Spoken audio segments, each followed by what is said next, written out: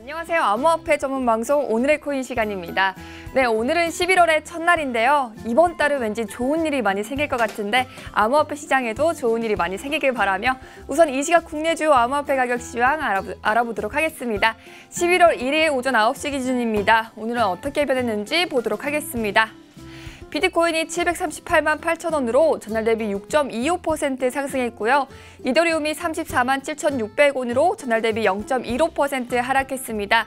비트코인 캐시가 49만 7,800원으로 전날 대비 1.81% 하락했고요. 리플이 228원으로 전날 대비 동일합니다. 네, 비트코인 라이트코인이 6만 3,500원으로 전날 대비 0.09% 하락했고요. 모네로가 10만 원으로 전날 대비 0.22% 하락했습니다. 이더리움 클래식이 12,030원으로 전날 대비 1.87% 하락했고요. 퀀텀이 11,725원으로 전날 대비 0.25% 상승했습니다. 네, 글로벌 암호화폐 시장을 분석해줄 송범선 애널리스트 나와주셨습니다. 안녕하세요. 안녕하세요. 반갑습니다. 송범선입니다. 전문가님, 중국이 암호화폐 거래를 다시 시작할까요? 네, 이 중국 당대회가 끝나고 중국 거래소의 재개 루머가 확산되고 있어요. 그래서 그중에서 중국 암호화폐 업계에 공신력 있는 이 중국 소식통인 CN레저에 따르면은 OKX 그리고 허비프로가 위안화를 포함해서 다양한 통화 지원을 통해서 P2P 거래를 곧 시작할 예정이라고 합니다.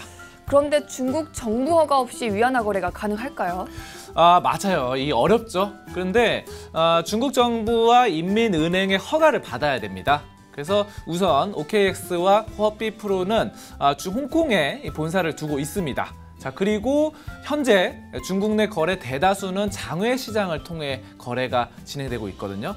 자, 근데 이달 초에 신화통신은 뭐라고 했으면은 중국 정부가 곧 암호화폐 시장을 위해서 기록 보관, 그리고 라이센싱, 자금 세탁 방지, 또 실명 거래, 그리고 거래 금액 제한 등등 이런 다양한 규제 방안을 시행할 것이다라고 언급을 했습니다.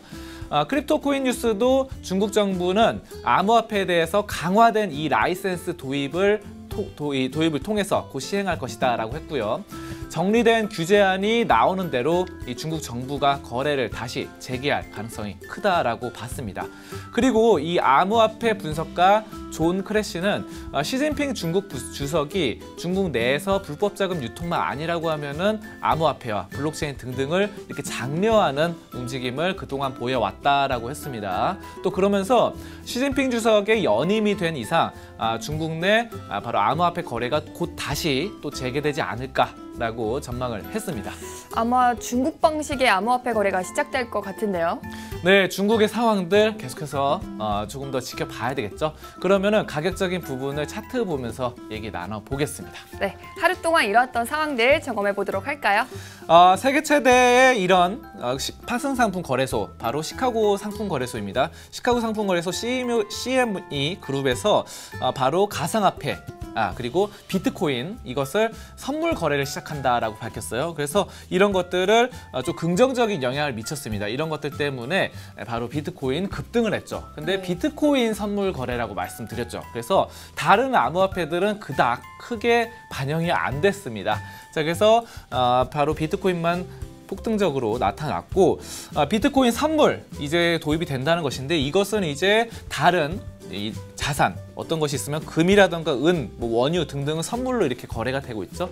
자, 이런 것들과 다양한 금융 자산과 동일한 선에서 보겠다라는 것이죠. 자, 그래서 선물 같은 경우는 다양한 투자 방법이 가능합니다. 그래서 하방으로 떨어져도 비트코인 떨어져도 돈을 벌 수 있는 방법이라던가, 아니면은 비트코인이 옆으로 횡보할 때 시간에다 투자하는 방법, 아니면 레버리지를 통해서 비트코인을 2배, 3배로 1% 올라갈 때 2% 수익 보는 이런 여러 가지 다양한 방법들이 있기 때문에 상당히 편리하고 손쉽고 여러 가지 좋다 이렇게 말씀드릴 수 있겠고, 그리고 이제 앞서서 이제 지난 8월에 또 옵션 관련된 내용들이 있었는데 시카고 옵션 거래소에서도 다양한 선물 옵션 이런 것들 만든다고 했었죠. 이번엔 선물입니다. 그래서 이런 것들 다양하게 보시면 되겠고, 그래서 이런 것들 때문에 이제 어제 미국 시장에서 굉장한 급등이 있었어요. 그래서 비트코인이 6,400달러를 돌파했다. 이런 호재로 작용을 했습니다. 자, 그리고 우리나라 시장에서도 다시 700만 원 선 돌파하면서 상당히 추세 좋다 이렇게 보시면 되겠고요. 자, 그 다음에 다른 알트코인들 살펴보시면은 별로 좋지가 않았어요. 대부분의 것은 비트코인과 상대적으로 약세를 보였는데 이더리움 보겠습니다. 이더리움은 그래도 잘 버텨줬습니다. 이더리움은 강보합세로 나타나면서 옆으로 흘러가는 상황이 나타났고요. 다른 알트코인들은 3%, 4%까지 떨어진 종목들도 있는 그런 상황입니다. 여기까지 암호화폐 종합 분석 시간이었습니다. 네, 말씀 감사합니다.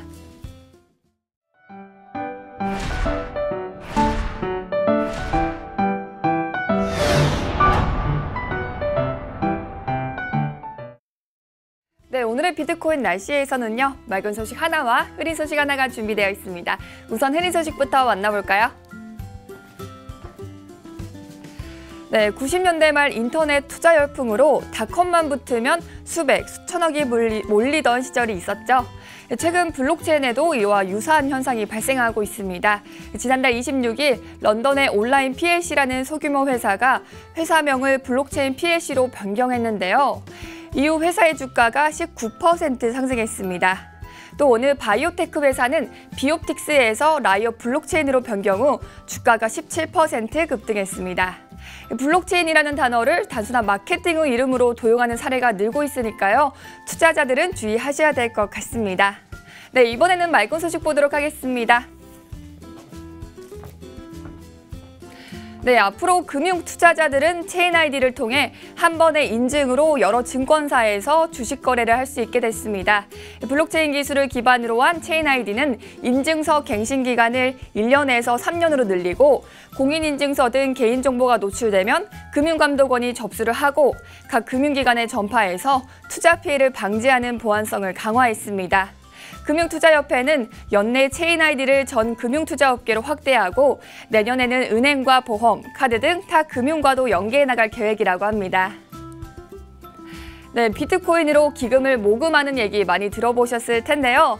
며칠 전 축구 챔피언 크리스티아누 호날두와의 만남을 건 경매가 열띤 경쟁 끝에 36,000달러 상당의 비트코인에 낙찰됐다고 합니다. 36,000달러는 우리 돈으로 4천만 원 정도인데요. 경매에서 얻은 수익금은 불우한 어린이와 가족들에게 쓸 예정이라고 합니다. 네, 저도 비트코인 경매에 동참하고 싶네요. 네, 지금까지 오늘의 코인의 고은비치였습니다.